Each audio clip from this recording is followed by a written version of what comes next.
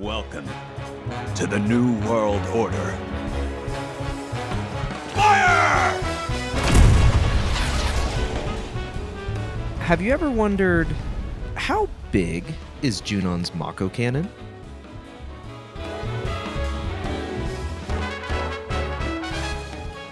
The Mako Cannon at Junon is the city's centerpiece. It towers above everything around it, visible from basically any part of the city. It's called the Sister Ray, powered by an underwater Mako reactor. It's basically the world's biggest FU to Wutai and any other would-be challengers to Shinra's dominance. This cannon isn't pointed at cities or nations, it's pointed at problems, and it can solve them from continents away. So, because Shinra has no chill, how big is this cannon? And I'm not just talking its physical size, I'm talking about its caliber size as well. What kind of destruction could a cannon of this size accomplish? And how does it compare to some of the modern artillery we see today and throughout history?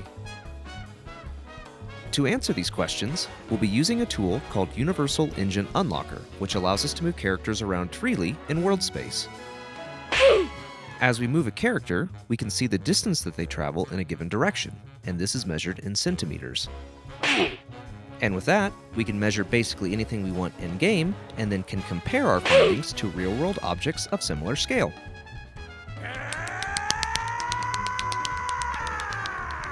The first thing that we'll measure is the cannon's length from end to end. And after that, we'll need to measure the barrel length as well. This will be a key measurement to calculate the caliber size later. And lastly, we'll measure the distance the cannon sits above the water. We'll be using this measurement in a future video to determine the size of something else. So to measure the entire length of the Mako Cannon, we'll place Cloud directly at the end of the barrel. We'll then use our Unlocker tool to move him as far back as we can on the main cannon's structure. We won't include any of the pipes protruding from the backside as part of our measurement.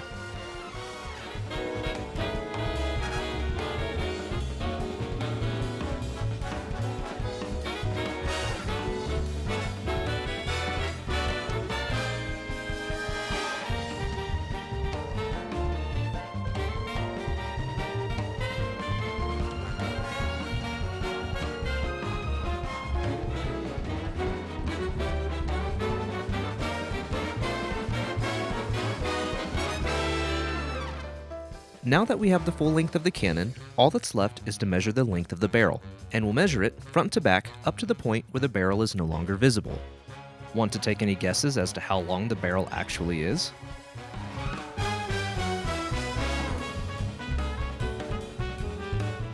The last thing that we need to measure is how high the cannon sits above the ocean.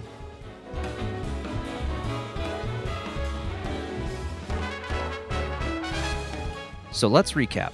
The barrel alone comes out to about 587 meters, which is about 1,926 feet. If we include everything, the total length is about 850 meters long, which is about 2,789 feet. And lastly, the cannon sits almost 304 meters above sea level, which is close to 1,000 feet. And in case you were wondering, the widest section of the cannon comes out to about 111 meters wide. This Mako Cannon is ridiculously big. The barrel alone rivals some of the world's largest skyscrapers, and the full length is over half a mile long. So let's get some perspective as to how long this cannon actually is. The Eiffel Tower sits at about 330 meters tall, and if you added a second one, tip to tip, the Mako Cannon would only be about 73 meters shorter, which is about 240 feet. When comparing that to the full cannon's length, the Burj Khalifa in Dubai sits at about 830 meters tall. This puts the full Mako Cannon at about 20 meters taller. The only object that is longer than this cannon is the Shinra building, found in Midgar, but only by about 18 meters.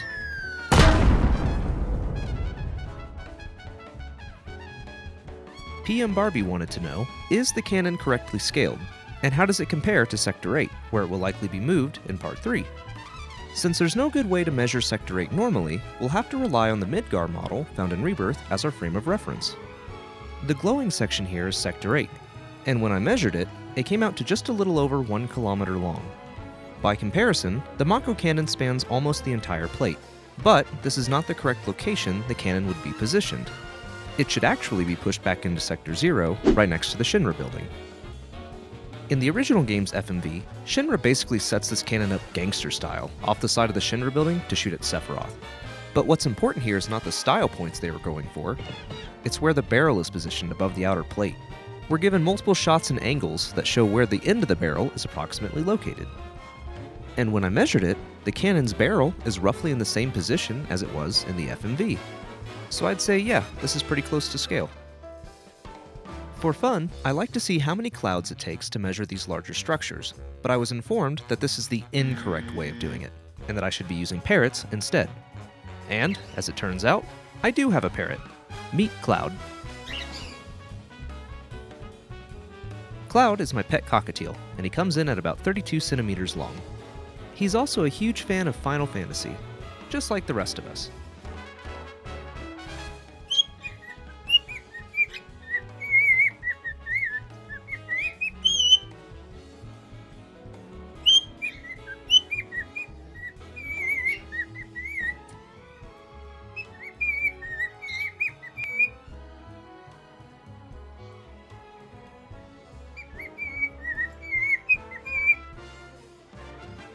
So back to the measurements.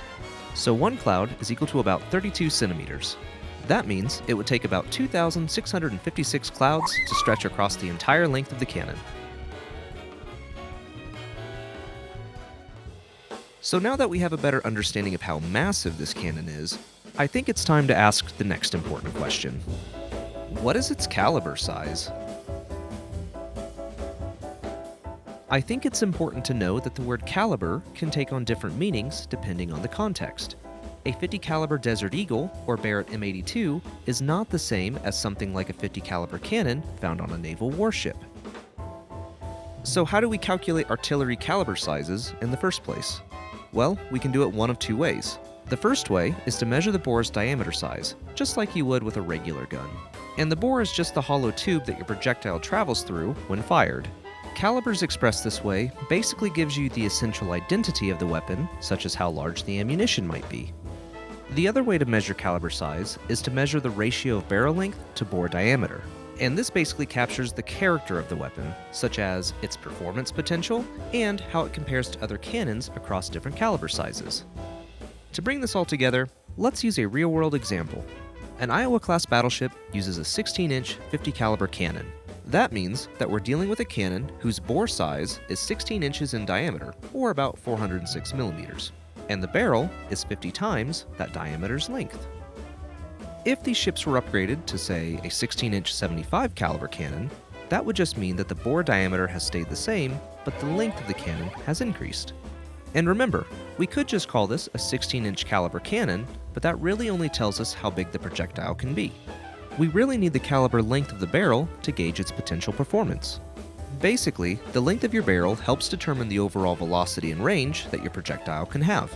So with that being said, let's find out the caliber size of our Mako Cannon. Since we have the barrel measurement length already, the only missing measurement we need is our cannon's bore diameter size. And even though this is technically a rifled cannon, I decided to grab its absolute bore diameter. The rifling only added a few centimeters anyways, so it doesn't really have an impact on the results. So let's get into the calculations. Our bore size came out to about 891.5 centimeters, and if we round up, that's basically 9 meters in diameter, or about 29.5 feet tall. We know that our barrel length came out to about 587 meters, so we just take our barrel length and divide that by our bore size, and that gets us 65.2. Which means that we basically have a 9 meter, 65 caliber sized cannon. But what does that mean? Let's give it some perspective. The Schwerer Gustav is the largest caliber sized weapon that has ever been used during combat. It had a bore diameter of 800 millimeters and a barrel length of 32.48 meters, which means that this is an 800 millimeter, 40 caliber cannon. By comparison, Junon's Mako Cannon's bore size is over 11 times larger than the Schwerer Gustav, and the barrel length is over 18 times longer. So now that we know its physical and caliber size, let's see what kind of theoretical punch this thing has. Sticking with the Schwerer Gustav as a frame of reference, it fired massive shells that were about 3.6 meters or about 12 feet long. And depending on the payload, some of these shells could weigh over 7 metric tons, which is a little under 15,500 pounds. And some of its lighter munitions could reach distances of almost 30 miles, with impact craters reaching upwards of 12 meters deep and 12 meters wide, which is about 40 feet. So how do we compare these two cannons? I mean, one shoots 700 kilograms of TNT, and the other one is just powered by Mako. And we know that Mako is just the processed, liquid, physical form of the life stream that flows underground. It's the planet's spiritual energy, and that energy is what gets sucked up by Mako reactors, and then refined into usable energy. And if we really think about it, all Shinra's doing with this Mako cannon is just sucking up Grandma's memories from the life stream, condensing it, and then shooting it halfway across the world at their enemies. Sorry, Grandma. Since Grandma's destructive properties are too difficult to calculate, let's fall back on more traditional ammunition to find out our payload. The length of long-range munitions can loosely be estimated by taking the barrel's diameter and multiplying it by 3 or 4 times. That means that if this Mako cannon was to use traditional shell munitions, we could estimate its upper total shell length to be approximately 36 meters long. That comes out to about 118 feet long and a little longer than the Schwerer Gustav's barrel. And while this is an extreme oversimplification to determining the total TNT payload, by volume, this Mako cannon shell would be about 1,177 times bigger than the Schwerer Gustav's. So to get our Mako cannon's payload, we'll take the 700 kilogram shell of TNT the Gustav used and multiply that by 1,177, which gets us 823,900 kilograms of TNT. And that comes out to a little over 1,816,000 pounds of TNT. So let's find out, what could 824 metric tons of TNT actually do?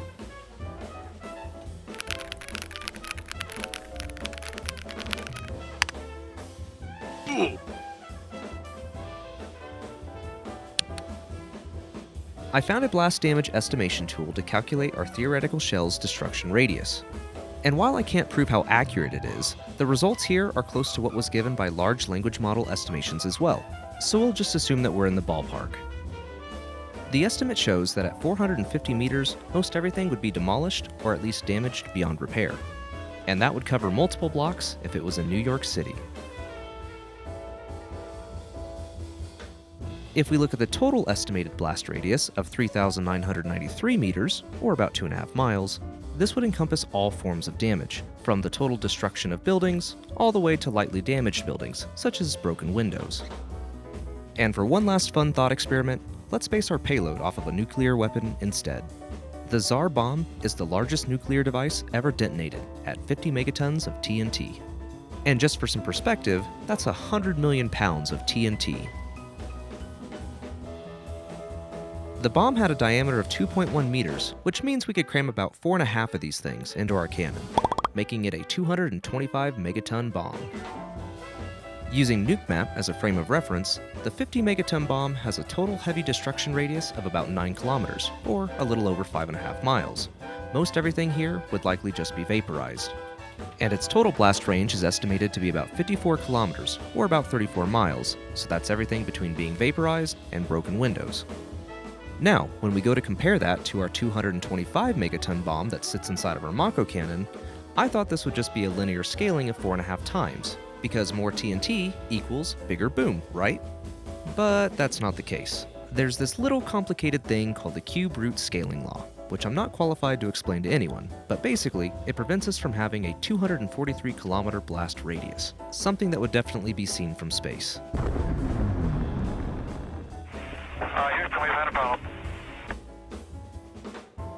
Surprisingly, because of this cube root scaling law, our 225 megaton bomb only increases its blast radius by about 35 kilometers, and a total blast radius of about 89 kilometers, which is still huge, but not quite at the scale I was expecting for a payload that's 4.5 times larger. So let's recap. Our Mako cannon sits about 304 meters above the ground. It's 850 meters long and is a 9-meter, 65 caliber cannon, which could, theoretically, level an entire city.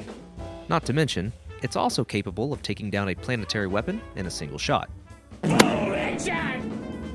But it's worth noting that firing at this close of range would likely result in Junon taking heavy damage, even with their blast shields up.